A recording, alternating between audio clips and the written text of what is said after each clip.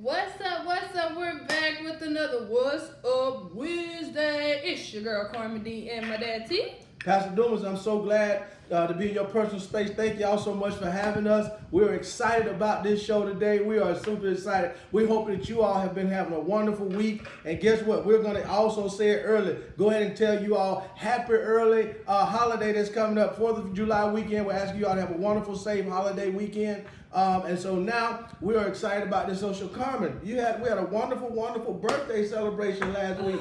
Yes, and I just want to say a big thank you to. Thank you. Gotcha.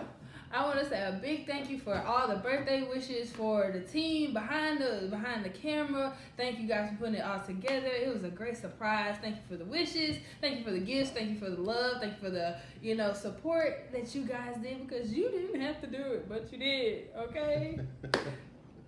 So we want to tell everybody thank you, and thank you for being a part of such a wonderful day. Listen, and so also too, listen, I know a lot of people may say, well, hey, that was not too churchy and things like that. So let me break that down to you all. Let me break it down to you all. You all must understand it is good to celebrate family.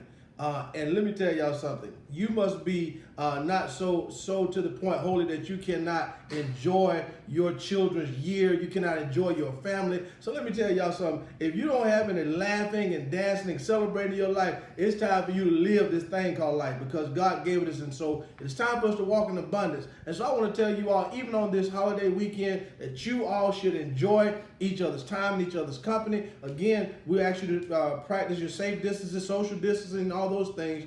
but we want you all to enjoy the upcoming holiday with your family and your friends. All right, so Carmen, today I'm excited about today.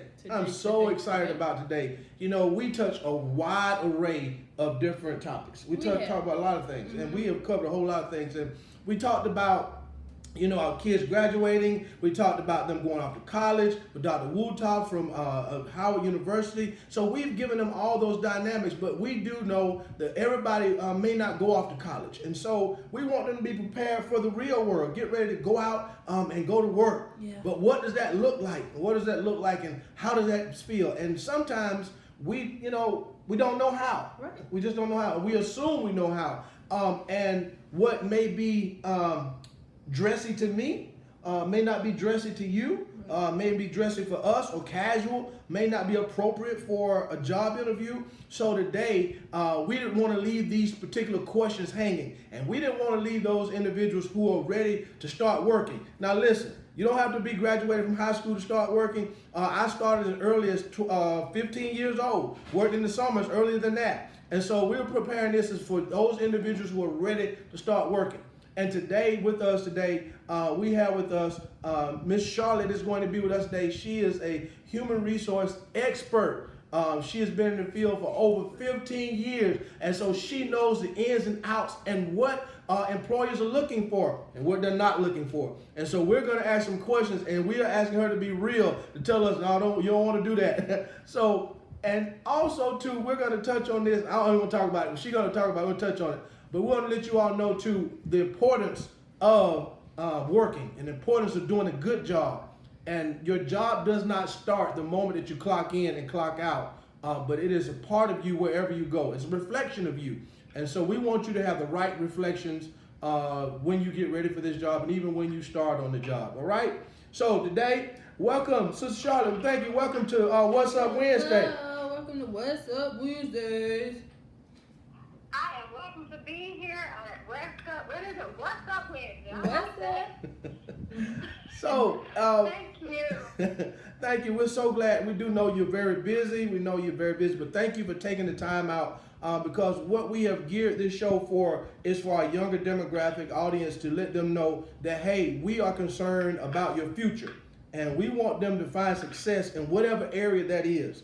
And so today we thank you for coming on board. Like I said before, you have a wealth of human resource knowledge, and we thank you for sharing that with us on today. My pleasure, my pleasure. Okay. So, coming from a younger standpoint, what would you, as a HR, worker in the guru. Yeah, HR guru. Okay. Right. Well, what should a strong resume look like for somebody coming into the workforce? First of all, there are, and I always encourage people, there are always templates that you can go online to make sure that you have the best resume. You don't want it to be overloaded with things that you don't even know about. So you want it to be straight to the point. My recommendation is always use the bullet point style so that the person who's looking at your resume can just pull out keywords. And here's a good nugget. When you do your applications online and they tell you to attach your application, your resume, to the application, guess what they look for? It's computer generated, so they look for keywords. So if I'm looking for a position as an admin assistant, you look at clerical support, you look at how many words they can type, are they able to organize, are they able to file? So in your resume, these are, can you hear me okay? Yes, ma'am. Yes, ma'am. Okay. So in your resume, you want to have, keywords that will pull out because they don't technically look at your resume. They're looking for those keywords. And everything is computer generated. So you have to know how to build that resume. Keep it simple, truthful, and professional. Mm-hmm. So when you have to go and look at these adjectives, you start them off. Provided or provide, just keywords. Provide support to your commissioner or whomever it is. I used to work for such and such, and no, we want just plain, simple facts. So if you have to get your dictionary and find out some good adjectives that you can use, I advise you to do that. Make sure it's neat. Make sure that everything is in line, justified. Make sure that your information at the top. Make sure you go back, I would say, every 6 months. If you haven't really changed your job, every 6 months, just to make sure your address, your phone numbers are correct. That is a pet peeve of mine, to have to go and find this person. And if I really want the person to be a part of the team, then of course, I'm going to look for you. I'm definitely going to find a way to look for you. And that's kind of difficult. And you don't have everybody who is like that. So a lot of candidates are missed because their information is not up to date. So let me ask you something. First of all, we dive right in. Could you just give us just some information? I introduced you, but kind of just give us a little information and background on yourself as well. Okay. So again, my name is Charlotte Christian, and I have been employed with the city for 27 years, and I'm still young. Yeah, that's what I'm talking about. Okay. And I'm still young. Let me just say that. Unfortunately, I can't show my face and I can't see the audience. But I was blessed to start my job at a very young age, which was 21. And I'm just going to be real honest with you guys because I like to be transparent.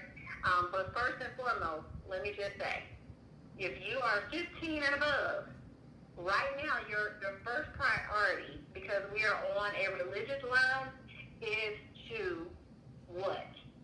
Seek God in everything you do. Correct. That's key. You seek and ask God for wisdom, knowledge, and understanding. So I didn't have that guidance until later on, but had I had it, as young as you all are, and how I talk to my kids, you have the key to make it through life, okay? So that's first and foremost. Secondly, I started with the city when I was about 22. So, and let me tell you, it was a temporary assignment, okay? I was somewhere trying to do hair, because that is my trade. I'm a almost retired hairstylist. But doing the hair thing, I always had a business mindset. I was like, okay, I want to do hair, but I don't want to just continuously just be the hairstylist. I want to be the owner of the salon. So my mindset was trying to make the money to get the business salon until my friend introduced me to this position as an admin support, okay? So at that time, I wasn't thinking about it again. I had that entrepreneurship spirit. And I kind of went to the job and, really enjoyed the job. But I had a key person who walked me through. And they were pretty much my mentor. They talked to me about how to dress, right? Correct. How to know the importance of this job. Now, let me just say to you all, I was 21, 22. Gone to trade school to get my cosmetology license, right? Wasn't thinking about a career with the city, okay? So that's just a little bit of that. But as I began to just go to that desk job and answer the phone, escort people back, still not into that because I was making quick money doing hair, right? Mm-hmm. But along the way, I started thinking. I was like, okay, you either go back to school and get your degree, or you try to make it with this job, okay? And so my mentor sat me down, and she was like, and I was 21, so I was a little something. I was a little busy something, I was popping the lips and thinking I knew everything. Like, there's nothing that you could teach me at this point. Mm-hmm. And she called me in her office, and she said, I see so much growth in you, even at this young age. And she said, I want you to start dressing like this, and I want you to just, carry yourself in a professional manner. Mm-hmm. Now, I wasn't off the chain, but I was a little off, okay? I would wear the big hoop earrings. In this day and time, you got to look at that's in the 90s, so we were just, we were doing our thing. And so, as I began to sit there on that job, I was making $8.98, okay? Then, I started, like, okay, I like this. And I started looking at how business professionals act and how they look. And so I wanted to mimic them. Mm-hmm. And, again, between the ages of 21, 25, I still just didn't know. I didn't know which way I wanted to go. But, again, I had somebody who saw growth in me, and they did not give up on me. So, moving on from the admin support, they offered me a permanent job. Right. Still, I wasn't educated enough to know anything about, your pension, how to save money. You know, I just came up in that era where you make your money and you just keep going. So let me ask you a question. So we're now looking at kids now, or young adults. Let me say young adults who are now coming into the workforce. And like you said, you know, you came in with the attire of that decade or the era in which you were in, which we know now is so much more drastic now than it was much back then. And so what are the things, just a cute few, like when someone is coming in, or you've seen that resume, or they've made it to that point, and a resume should be an extension of yourselves. Now, let me ask you this before I go any further. Not only do you all look at the resume, but what other things, because I wanted to come from you, what are some of the other things that you look at other than the resume when someone is filling out for an application? What are some of the other things you look at? Oh, absolutely. So, you know, this day and time, social media is very popular. So, if I see a resume and it's very, very clean, it's precise, it almost allows me to visualize that person, I will search Facebook, I will search Instagram, and any other, Twitter, I will go wherever I can go. And if I go to Facebook, and this is just, and I'm not trying to be judgmental, I'm being real. Mm-hmm. If I go and I see this educated professional person with this beautiful write-up, who I want to bring a part of the team, and I look at Facebook, and it's different, I'm a little baffled. And I'm you know, I understand that's your privacy, that's your page, but be considerate, especially if you are in the need of a job. We do search social media. So the best thing you can do is go on social media under an anonymous name, make sure your page is secured, because we do that. And I'm not saying just as a city, any municipality will look at your history. And I'm going to be honest, if I see something up there and it just looks kind of iffy, then you might get it passed by. Mm-hmm. But that's just, because if you always know, when we were coming up, they said first impressions are last impressions. Correct. So it's just a chance that you might get pulled, and then, you might get a good one and say, okay, so what's going on with your Facebook? That's why I tell people, even my family members, hey, be careful what you're posting. Correct. Be careful what you're posting, because people are really judgmental. And you can miss a lot. You probably went to a party and you were out twerking, whatever you were doing. But you look at that, because let me tell you, when they give you that job and you're wearing that uniform or even that title, that's their brand. You're a part of them. And so when you go out, you have to be in order. And they don't want their brand all over social media. Correct. We've lost a lot of people because of what they decide to do and being a part of that business. So that is key. I mean, I'm not telling you not to have fun. I'm not telling you what you can and can't do. But if you are a saint, or if you're a Christian, you're going to be careful. And you're going to be very selective of what you post. And that's key. Okay. So, well, being, young and, because, we live through our social media now. So everything we put on social media is on social media. So I'm going to take that in the heat. I might need to go back on some pages and, not saying I have inappropriate stuff, but, now that I know that you guys go into social media, I might need to rearrange some stuff. Okay. Yeah. I mean, you just really want to, because you want the person to see you as, if I see your resume and I say, okay, he's top notch or he's top notch, then when I go see, if I don't really know who you are, then I'm going to be like, this is not this person. Mm-hmm. So, I mean, you have to sell yourself. I tell you, when you are looking for a job, you are marketing yourself. And so it depends on which job you want. Mm-hmm. So there are different jobs that you can have, and you can be whatever you want to be. But in a professional environment, you want people to, I don't care, like they used to tell us, fake it till you make it.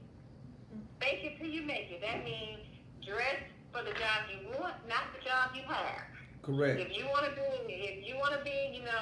a project manager, and you're coming in as, pretty much a custodian, do your job as a custodian very well. Mm-hmm. but see how you can manage that building to get it to where it needs to be, to keep it clean, to keep it sanitized. That's the skill of a project manager, because you're able to then begin to find people that can work for you to get that building up to par. You become a project manager. You become an owner. So these are the things we have to be grateful for, that even if you get into an internship program, take that internship. And like I mentioned earlier, when I had a mentor, it wasn't an internship, but it was similar. So the thing of it is, she walked me through, and to this day I speak to her and I thank her, because I remember those conversations she had with me to guide me for and prepare me for the workforce. And so, like I tell people, I had to start pretty much at the bottom. It may seem like it may have taken me a long time to get to this position, but I work my job because I love what I do, and I want it to be something that I can always help people to get to where I am and beyond. So you just really have to sit back and do a reset. During this pandemic, I tell people now, this is the moment where God is sitting us down for you to start thinking, for you to actually have a strong relationship with Him first, but not only that, but to just reset your life. Correct. Like start over. Yeah. So what are some of the things? I want to kind of get some bullet points of do's and don'ts. Okay. So what I'm saying is, if someone comes in, what are some of the don'ts? Let's start with some of the don'ts. Like what not to wear, what not to do, how not to sit. Talk to us about that, and then we'll kind of go, and Carmen will ask you about the do's, but let's go to the don'ts. Okay, no problem. So if you are, let's just start with those who are 15. Okay, so more than likely you're going to start with, we'll just say there's some internships that start that early, or just an entry-level job. And you can also say this for the higher classes. But when you come in, even if it's an internship, a part-time job, what have you, you make sure that you dress to impress, number one. Number one, you are not going to wear your pants flat. I don't know. I can't wait for that to leave. We are not doing that. Definitely. Please. We are not doing Pants up. So, and I'm not saying this. I'm gonna get on the female too. Oh. So we're not gonna wear our pants flat. I mean, my thing is, you pull your pants up, you put your shirt in. I mean, khakis, polo shirt, nice shoes. This is your job, okay? I'm not. I mean, hey, however you wear your hair, I'm not pretty much going to dive into that. But as long as it's neat. And we all think we look good at that, but when you go to a job, if you wear dreads, make sure they look good. Amen. Make sure your temp fade is on point. Just make sure whatever hairstyle you're wearing, it's nice, it's decent. You can wear the twist out, you can do all of that. Go get your hair cut. A fresh line speaks volume. Okay? Of course, your hygiene. Please, I'm just saying, it's almost like, for the guys, I know that you love these girls, and I can't see who's on the line, but for the guys who are dating, you want your girls to be, yeah. So I'm just saying, when you come to work and I see you, I want to be like, yeah, because I'm looking to see how far I can help you move. And I'm really good. People will tell you, I'm really good at saying, hey, do I need to take you to walk to get you something else to wear today? I will do that. Because for us, it's very hard. And when you get that opportunity, and some people just don't know. But that's why we have, when you're on social media, when you are all looking at this, go to some business sites and say, how do I dress for a 9 to 5? Mm-hmm. Use your time wisely for that. For my females, okay, we are very nice. We like what we like. Again, I mean, you want to look very nice, but you can look very nice and sexy after work. Okay? At work. It's almost like you have to do the church. You put your hand, I don't know if y'all have that at your church, but it's always a mama at the church that will make you do the, put your hands near your side to see how long your skirt is. We still have people like that, for real. I'm just saying, if you are a nice size, you have a nice shape, Come on, and I'm being real, That's right.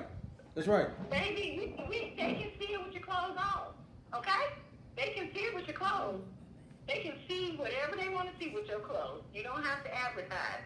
Again, it's just about being professional. You can wear a nice sundress, put your jacket on, or a cardigan sweater. A cardigan sweater, just kind of spruce it up. I'm a pearl girl. I love pearls. I mean, I just love them. Get you some pearl earrings. You don't have to have the dangling earrings down. I mean, you got to understand the environment you're in. You're trying to what? Get to the next level. So even if you see employees that dress a certain way and do their own thing, honey, they've made it. You don't worry about them. What you're trying to do is make it in as well, and you want to be better than that, okay? So don't worry about it. I tell people, don't look at when people who are wrong. You make them do right, okay? Because we can learn from you all. I learn from my millennials. I love y'all. Y'all are quick and swift. So, and, You know, y'all. so what I want to ask you this, because we're running out of time, but we want to talk about this briefly. One of the things we want to talk about too is one of the things, the key components or the key thing that you deal with the new generation at work. The key thing is that detachment from that mobile device. Oh yeah. I mean, that's one of the things we want to talk about. I mean, so we have a few minutes left, but I definitely want to raise that issue because we want them to understand that even though they are great multitaskers, that's not one of the tasks that you want them to work on while they're working. Absolutely. And I understand it's so hard to put your phone away. But I had so many calls last year about some interns who they didn't have anything to do, but they were on their phone. That just tore me to pieces because had we had the internships this year, those were the ones that were not going to be called back. So I tell anybody, if you consume your time with too much of something, you don't need it. So basically, when you get to your job, put your phone on silent. Talk to your buddies when you're on break. Don't let a manager or your supervisor come in and you're at the desk talking to your friends or you're texting. Please believe they are taking notes because we get that kind of information. So I just advise you to detach yourself from your phone for 8 hours. Check it periodically. And just try to get in the workforce and do your job. Do your job. Tell your friends. They're probably not working if they're calling you all day. Hey, I'm going to have to get back with you later because I'm telling you, it is a lot of competition out here, and we are losing a lot of good candidates because they want to do other things, like be on your phone, like not show yourself being busy, occupy your time. You might have 8 hours to work, but actually in the 8 hours you might work for 4. But there is no way I would be reading manuals like, hey, get with your manager and say, hey, is there something I can read just to learn what you do? So just always make yourself look busy. And it's a lot of ways to do that. I mean, just don't sit there doing nothing. Well, sometimes on the phone, we could be, researching some other stuff, not always saying necessarily we're talking to our friends, because I know a lot of adults that be on their phone a lot when they at work. But you know what? I ain't gonna call them out, but I understand where you're coming from, but this is just, a younger outside looking in. But I'm gonna take this in the heat and stuff like that. But so can I, Miss Charlotte, can I interject in that? Yeah, sure. Go ahead. What I want our younger generation to understand is they're coming in on day one. The person that they are looking at may already have time, tenure, and all those things, and you cannot mimic a person who's been there 5-10 years on the first day that you've been there. And so we have to understand, as you said prior to, you have to work your way up to certain things. You cannot mimic the behavior of a person. Go ahead. But if that my thing is, if you know we're supposed to be, you know, following and leading after that person, because you know you do as you see, because you know sometimes you know we not do as we told, we do as we see. So if you know the person we're working under, you know, on their phone and stuff like that, even though we shouldn't do that, you know, we should still be busy working, and So I understand that. And that's keyword right there. That's keyword right there. You just said, even though we know we shouldn't. So yeah, here's the key. Here's the key. Okay. Don't look at bad habits and take them into your own.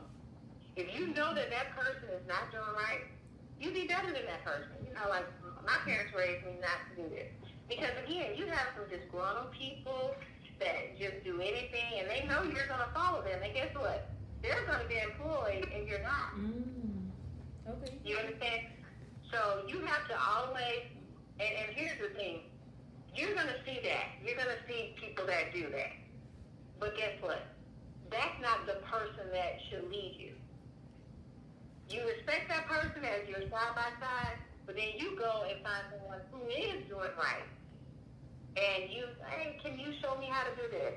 Or can you explain this to me? Because you don't want to pick up bad habits, because you got, they've been there. I've been there 27 years. So what I'm telling you, I want you to follow me to see that I'm doing the right thing, and God knows I try to do the right thing all day, because you never know who's watching. However, if you see me doing something wrong, then I would say, Miss Carmen, don't do what I'm doing, because it's going to be totally different from you. For you, it's going to be totally different for you. So always just look to find leaders who are doing the right thing. Don't worry about the bad habits. Miss Charlotte, well, I tell you what, I told you these 30 minutes will fly by. You have given us a wealth, we have given us a wealth of knowledge. And I don't believe that this will be the only time that we would talk, because this is something that we want to continue to do, to continue to let our young listeners know that, hey, they have the potential, they have the drive. We just want to put them in the right places, in the right locations, so that those potentials and gifts can thrive. And so I want to thank you for 27 years of experience that you took time out to share with us on today. I appreciate all the information you gave us. It was a wealth of knowledge. And so trust me, we're going to definitely bring you back so that we can continue this talk, that we can get our younger generation prepared to be the next workforce. So we appreciate you so much. And I also want to thank you for, you know, giving me some tidbits that I did not know about the workforce, even though, you know, I've been trying to get, you know, fully into the workforce. So, you know, I took notes, and I'm going to leave my phone in the car. Even though it's here, just go. I'm going to just leave it in the car. Go. Thank you. Just go on some of the business sites. LinkedIn has a lot of courses that you can probably just chime in and just get some, you know, knowledge about things, because, you know, it changes. The workforce changes so often, and this is just a good opportunity to just get a wealth of knowledge.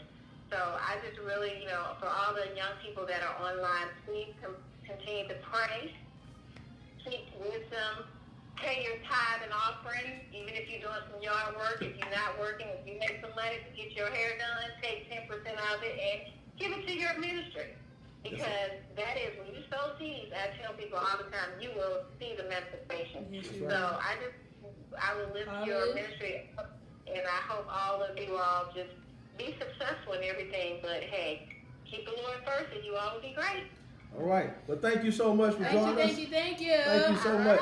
Amen. We want to thank Miss Charlotte for joining us. We want to thank her so much for all the information she gave us. We wanted you all to know as well that we want you to take this information, utilize it, and understand that there's a brighter future ahead for you. That moment, this time, it is your time, it is your moment. So now seize it with the information you have on today. This is Pastor Dumas and Carmen D. This is What's Up Wednesday. It's a Stonewall thing. God bless.